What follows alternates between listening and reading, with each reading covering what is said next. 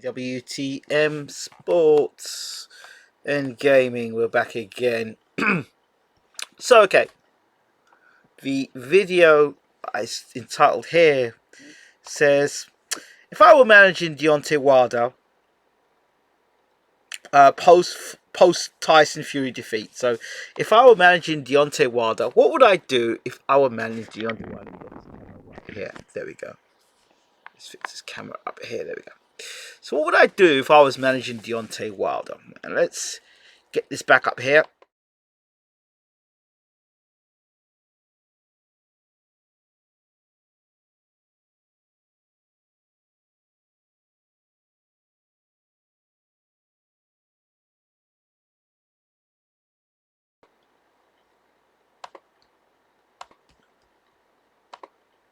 Okay. So here I am. This is Deontay Wilder, the most brutal one-punch knockout finisher in heavyweight boxing, heavyweight history. This man, he touches you, you go to sleep. And he's done it to a number of contenders within the top 10. And for the majority of his fights, people have been looking up at the lights once he touches you with that right hand. Yeah, it's a tremendous right hand, and it has knocked all of his opponents out. And those who didn't get it the first time got it the second time around quite brutally. Here he is here knocking out Dominic Brazil. You know, people can be with you in the good times. When things are going all great and fantastic, people are with you. You know, greatest puncher of all time. He would have done this. He'd better beaten Mike Tyson. He would have done that. Blah, blah, blah, blah, blah, blah. Okay? So he would have done all these great things while he was knocking people out. The minute he lost, he needs to retire, finished and all stuff. And look, hey, I was one of those guys, the way Joshua got beat, and we have to take it back to that point. The way Anthony... Why have I got these headphones on? I don't need them on. Why Anthony... When Joshua got beat by Andy... I'm quite conscious of this. When Andy Ruiz got beat by Anthony... When Anthony Joshua got beat by Andy Ruiz, I had a scathing attack on Anthony Joshua because I could see it coming.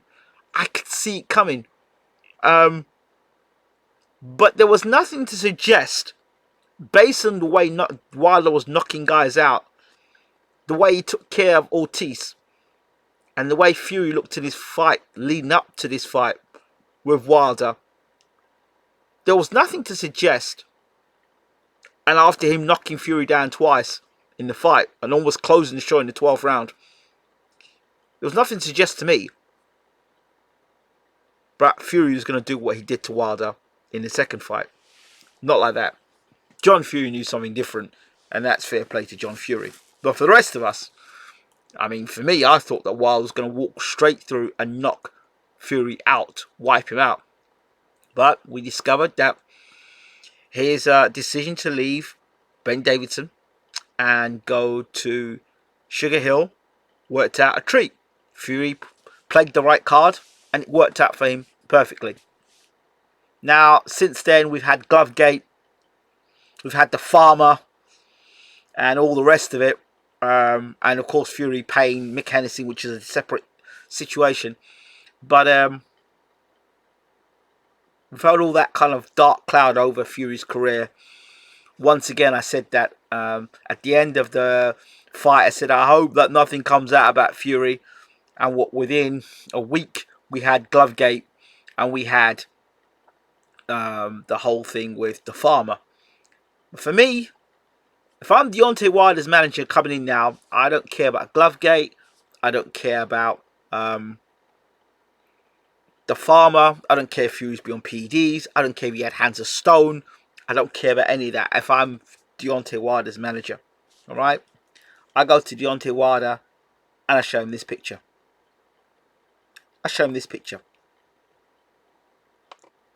That's the picture I show Deontay Wilder. That's what I show him. That's what you can do. That's what you're capable of doing. Right? And you showed, sorry about that, and you showed in your fight against Tyson Fury, the first fight, that you can hit this guy, you can hurt him, you can drop him, and you almost knocked him out. Since the defeat, now before the defeat, I was fortunate and very blessed to be able to talk to the trainer of Errol Spence and one of the Charlo brothers, Derek James. And he said that after Deontay Wilder fought Luis Ortiz the first time, he said, I'd be happy to remodel Deontay Wilder. Yes, then, when Wilder was still winning, Derek James said he would love to remodel Deontay Wilder. Then he said it. He didn't wait like George Foreman until Wilder got beat for them to then turn around and say, oh, I'll help you out now. Now, bearing in mind, fighters can be very arrogant and very ignorant, and you can tell them, look, you need to work on this, you need to work on this. But if you're touching guys and they're falling asleep, you're touching guys and they're falling asleep. If it ain't broke, don't fix it. That is the motto. But you can always improve. The problem with Wilder is, for the most part, that right hand has been the central point of everything. And Fury found a way through going to the Kronk gym to neutralize that right hand by backing Wilder up. And it was something that I'd spoke about when Wilder was winning. One of the things I don't like about him, if you look at how I broke Wilder down, I don't like the way he backs straight up and leaves his chin in the air and puts his hands up in the air. He stopped doing that so much, but he does leave his chin in the air. When he's fighting, he can't leave his chin there, and there's no sort of defense for that. And to me, that's always been a problem. Just like when I talked about Joseph Parker and his vulnerability to the left hook, and I knew that if Dillian White hit him with that left hook, there was going to be problems. We knew that Fury would have to back Wilder up to win the fight. And he did just that. Took the centre of the ring and he backed Wilder up. James Ali-Bashir, who was on the show, I said, what would he manage to do with Wilder? And as you know, or you may not know, James Ali-Bashir was the right-hand man to Emmanuel Stewart. So it just pains me to not understand why, if Emmanuel Stewart relied so much on James Ali-Bashir, and Bashir is here today, why are people not using Bashir more? It's not like he's not proven quality. Look what he's done with Usyk. And now he's doing with Sorenko. A proven trainer with a lineage behind him. Klitschko, Lewis, Maurice Harris, Usyk, Sorenko. The list goes on and on who Bashir has worked with. But anyway. So what would I do if I was managing Deontay Wilder? The first thing I would do, managing Deontay Wilder, is sit him down and say, look, son, that was a bad defeat. That was a bad defeat. You know what I mean? But Ali's been beaten. Tyson got beat. Foreman got beat. Lennox Lewis got beat. And Lennox Lewis got beat by two guys who won't be considered Hall of Famers. Tyson Fury, when he retires, will be considered a Hall of Famer. That is if, subsequently after Glovegate and the Farmer and all the rest of it, that he's cleared and there's no issues with that and there's nothing else that happens in his career to suggest there's any foul play. I'm talking, if the board is clear, Fury will go on for me to be a Hall of Famer. He's beaten Klitschko and now he's come and beat Wilder. Both guys who are, for one reason or another, would have been in the Hall of Fame. Wilder's one making 10 defenses of his title. Klitschko was making how many defenses of his title? Long reigning champion. I mean, so Fury's got his place in history for me already. And for me, he's undisputed. He's won all the belts in boxing. So, we're just seeing it now to see whether he complete it by beating Joshua as well. And then fighting Dillian White. We just want to see that for the entertainment sake. To see, can he do it? Can he beat Usyk? Can he beat White? Can he beat Joshua? We just want to see it for the entertainment sake. But coming back to the point. So I'd be saying to him, look, okay, that was a bad defeat. And we can't go into that next fight doing what we did here. I'd say, you know what? Take up the offer with George Foreman. to listen to what Big George has got to say. Listen to him. Be encouraged and be inspired by Big George. Not necessarily have him as your trainer, but be inspired by him. The team, I would have a question I would look at. Jay Diaz, in my opinion, has got to go. You've done a good job so far. Mostly reliant on that right hand. And I would bring in a guy that was a heavyweight expert trainer. I would keep Mark Breland on. And I'll tell you why I'll keep Mark Breland on. Because Breland is long himself, tall and long. And he has got that boxing pedigree and has worked with Wilder already. So even Wilder might want somebody. But I don't know what the relationship is between Wilder and Breland. Obviously, he swayed with the head trainer, which is Jay Diaz. And they may have a close relationship. But if it's me, I'm working with Mark Breland. Because Breland's got the Olympic pedigree. He's got a world championship pedigree. And he has a similar frame to Wilder in terms of tall, long arms. That is something there in itself that we can work with. Then I would bring in a heavyweight trainer that has got some pedigree. There are 3 guys out there that I would look at. George Foreman doesn't come into the equation. George Foreman is a chance you're taking. Who was Foreman trained? What qualifies George Foreman to be a heavyweight trainer? Heavyweight champion of the world? Sure. Came back and became heavyweight champion of the world. Great. That does not make him a world-class trainer. That does not make him, because he has lean, green machine, burger making machines. That doesn't mean that he is he qualifies and he's an analyst. Does not qualify him to be a trainer. That's jumping the queue. Get your damn qualifications as a trainer and get in the gym. Sure, you've got experience. You can motivate Wilder. He can sit down, go for a walk in the park with you, along the beach and talk about the fights you had with Muhammad Ali and all them fights and talk about that. That's great. But back to business. This ain't a joke thing. This ain't we can take a chance here. 3 trainers. And I'll tell you the 3 trainers I'll look at. Tommy Brooks, 1. Worked with Evander Holyfield and a list of other heavyweights. So he's been around heavyweights. He knows what it's like to be around champions. He knows how to train a champion. Alright, so Tommy Brooks is 1. Okay, I remember talking to Tommy Brooks myself when he was working with David Price. And I did see Price was working on defense. Something that Wilder does need to work on. Tommy Brooks 1. 2.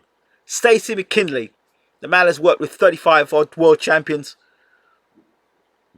From Shannon Briggs, Ricardo Mayorga, Mike Tyson, the Nigerian Nightmare, Samuel Peter. He knows heavyweight boxing. Working with Don King and the whole heavyweight factory he's got. Stacey McKinley, 2. 3. James Ali Bashir. A man in his own right has worked with Maurice Harris, a guy that Maurice Harris people didn't give a damn about. He got Maurice Harris to the top of heavyweight boxing twice. Even though he didn't become a world champion, he was able to do that.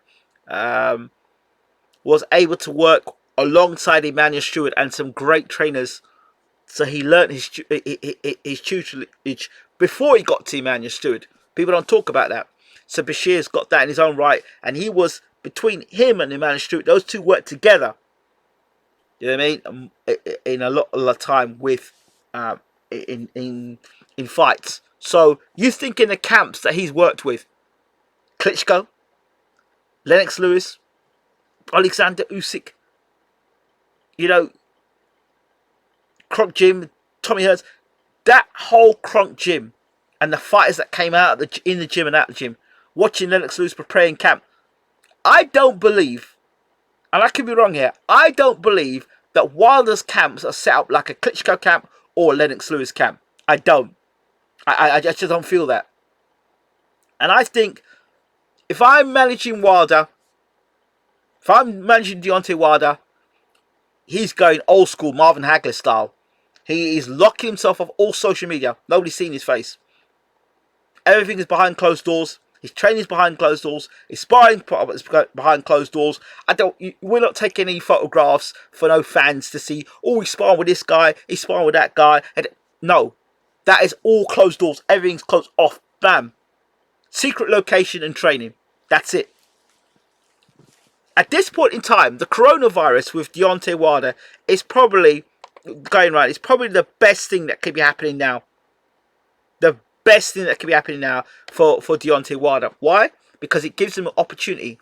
He's got the opportunity that Fury and Joshua didn't have, which is this extended time to remodel their style. If Joshua can remodel his style to fight Andy Ruiz, if Fury can go to Sugar Hill and change his style, because I tell you now, that was the best I've ever seen Tyson Fury fight. In terms of his compactness, in the times, the way he was so focused, got himself in position, the way he threw shots, everything was spot on, spotless. Never seen Fury look so exciting, so engaging, so switched on. From the minute, ding ding, round one, Fury was on it. No clowning around, no kissing, no showboating. Bam, there. You know, he's licking the blood and stuff, that's fine. That's his showmanship. Then, but on it. Hard jab, working.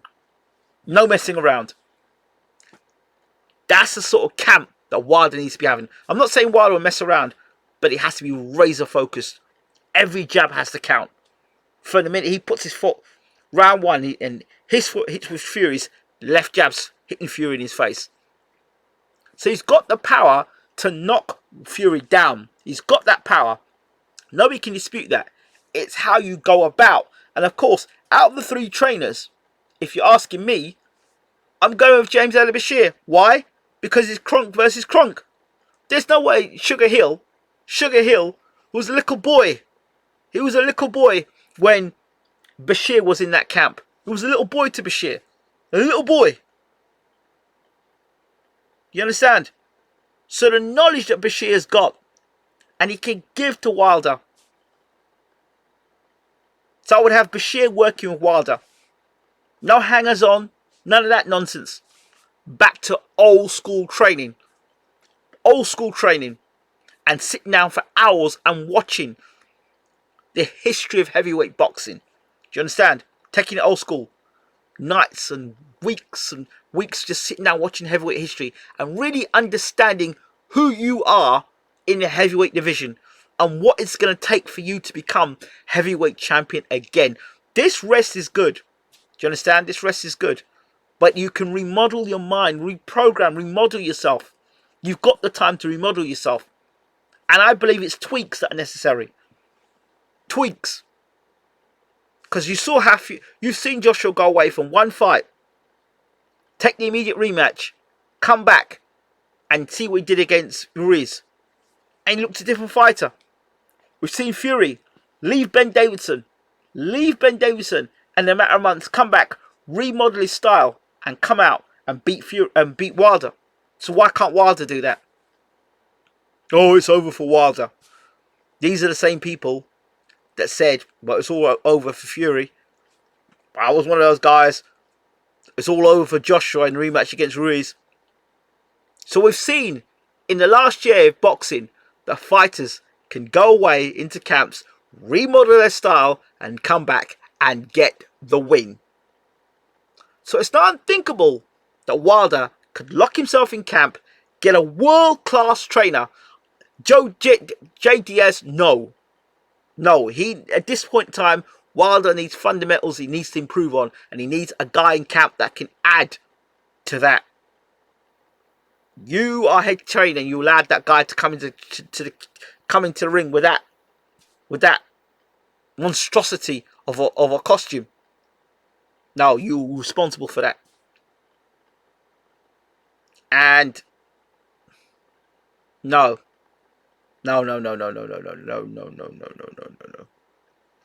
He needs to learn how to throw the jab effectively and when to fire the right hand, where to throw the right hand, how and when to throw it, and why you're throwing it. Before he just threw it and knocked people over. Wait for it, bam, right hand go over. But now you've got a guy like Fury who knows how that right hand is coming. He knows that the right is coming. So now what's going to happen is you're going to have to counteract what Fury's done. You have to counteract what Fury has done. And Sugar Hill hasn't got the experience. Here, when Sugar Hill and Andy Lee put together, haven't got the experience, and Fury haven't got the experience together to put together what James Alabashir knows. But Wilder has to be prepared to listen. I will know how serious Wilder is for the rematch against Fury in what he does now. There is no excuses. There can be no excuses. None whatsoever. None whatsoever in how. You know, you support a man enough to say you love him.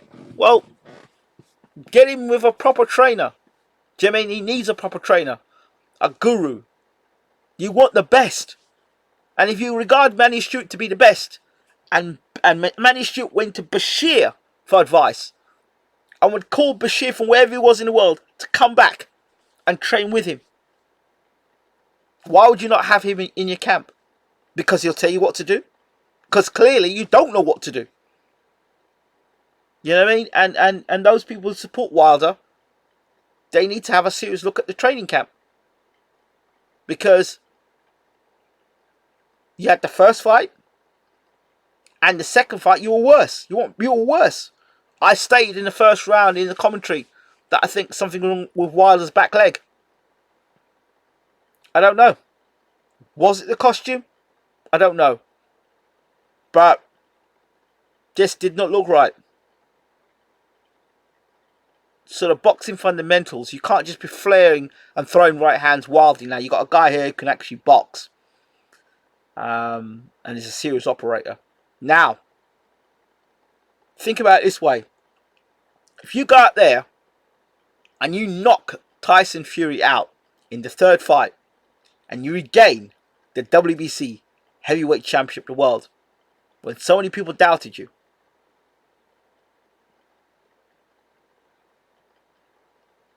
you know, that would be, well, look at that.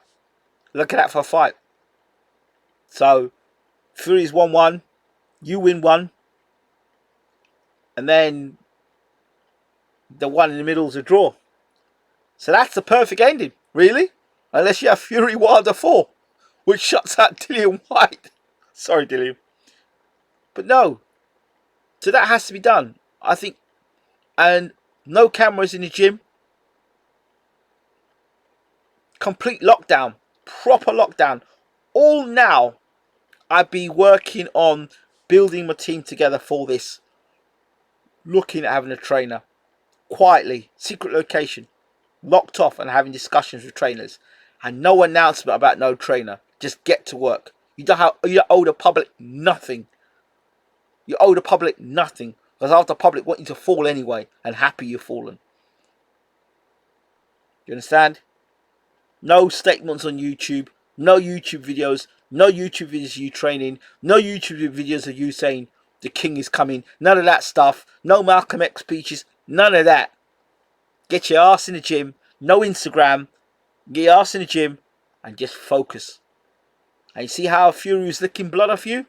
Well, there you got to go for Fury's blood now. That's how it's got to be. You talk about, oh, a man taking food off your table. The man just don't take food off your table. He took the damn table as well. In fact, he took the car keys and he kicked you out your house, and now he's renting your house to somebody else. That's how bad this situation is. It's pretty bad. So, you know, you didn't just get beat. You got beat in front of Evander Holyfield, Lennox Lewis, and Mike Tyson. 3 undisputed champions. Do you understand the historical value of this? You have to come back in this third fight. You have to win this fight. So this is a fight that, you know, 10, 15, 20 years, people look back and say, wow. They'll either go, wow, what a performance from Wilder, or, see, this is what happens when you don't listen. You feel. You have to make the adjustments. And why not make the adjustments? Why not make the adjustments? Why not make the adjustments? Don't you want great fights, boxing fans? Don't you want great fights? If you want a great fight, why do you want Wilder to... If you want a great fight, then Wilder has to improve. for you to have a great fight, to put some resistance against Tyson Fury. So it'd be a great fight. A great fight. But just imagine, just picture it a second. Wilder, just a picture of Deontay Wilder sitting on the ring apron, and a picture of him and Bashir just showing him something, or showing him a move, or just on a punching bag, him and Wilder on a punching bag. That stuff like that is just like not a Rocky movie, but that's painting the dream. Do you understand? That is nostalgic. It's you know, it's what people would have done when they got beat in a fight. They went to Emmanuel Stewart. Emmanuel Stewart was the go-to guy. But in this world of social media and kissing ass to guys who really haven't done much, and flashy pad work, that's not going to save Deontay Wilder. Fundamentals, going to the crunching. You know who I would bring in as well? You know who I would talk to as well? Tommy Hearns. I would get Wilder to sit his ass down and talk to Tommy Hearns. Foreman as a heavyweight, and Hearns. You know, he's got Breland already. Why? Why Hearns? Because Crunk fighter 1. They now have to throw the right hand 2, 3. Excellent jab, Tommy Hearns. And he's been knocked out and come back and become champion multiple times over and in multiple weights. So Tommy Hearns is a great guy to sit down and listen to. And Hearns knows all about rivalry. Hagler, Leonard, Duran, Barkley. Need I go on anymore? So you've got that there. You know? So Wilder's got no excuses. None whatsoever. This lockdown is a blessing for Deontay Wilder. A lockdown. Nobody needs to know your training. Nobody needs to know your business. Do you understand? You try to get on with your business quiet. Nothing. And you sign NDAs. So nobody opens their mouth about anything. And anyone opens their mouth, straight fine. Straight fine. 10 million. Fine. Straight up. Any video leaks, and fine. Straight away. This is your career. And that's the sort of lockdown. No social media. Nothing. Nothing. Let them think what they want. And really look to remodeling your jab, your footwork, your defense, your offense. Not just about how you throw your right hand. When to throw your right hand. Doubling up your jab. Putting the right hand down the middle. All that stuff I see you in the gym. Throwing punches and spinning around like you're a ballerina. What's all that? I don't see you do it. There's no need for it. Not against Fury. And you know, man, when a man's there licking blood off your neck, that's a man there that he's licking blood off you, bro. You need to go and get some help. You need to get some help. Psychologically, a man's licking blood off you, and you felt you were a real bad man. So you got to come back. As the king you say you are, you got to come back. And you know, with a king, they employ only the best. I hope you listen to me, Wilder. A king only employs the best. Right? So, Mr. King, hear my words. You need to employ the best. For the history of heavyweight boxing, you need to win this fight. You need to win this fight. Why? Because it then sets up something else. If Fury just comes in and beats you up again, people pay all that money to see you get beat up again. For what? I mean, at least now you've got to put something together. Do you understand? And say, yeah, do you know what? Okay, you beat me then. I'm coming back for you. We all want to know how you respond to defeat. Are you going to come back like Anthony Joshua when he got beat? Are you going to come back like him? Or are you going to be like Nassim Hamid? When Nassim Hamid got beat, never the same fighter. What kind of fighter are you, Deontay? This is the moment of truth for you. How you move now will really determine what happens in your career. Some people think you should retire. I'm not of the belief of that. Because, for me, I still remember you, Deontay, as this man. That's how I remember you. That is how I remember you. That's the power I know that you've got. And in one punch landing, you could do that to any heavyweight in the world. And Fury's been down twice already to you. Go on, Deontay. Deontay. Dare to be great, but dare to be great the right way. Get a great trainer beside you. Listen to that great trainer. Immerse yourself in the moment. Talk to George Foreman via Skype. Talk to Tommy Hearns via Skype. Reach out to James Ali Bashir. You know what Bashir's about. It's not that you don't know who Bashir is. And don't, that stuff he talked about you and Klitschko, take that to one side. Put that to one side. It's business. And I think you really need to tend to business now. That's my thoughts. So if I'm your manager, that's where I'm taking you. That's how I'm taking you.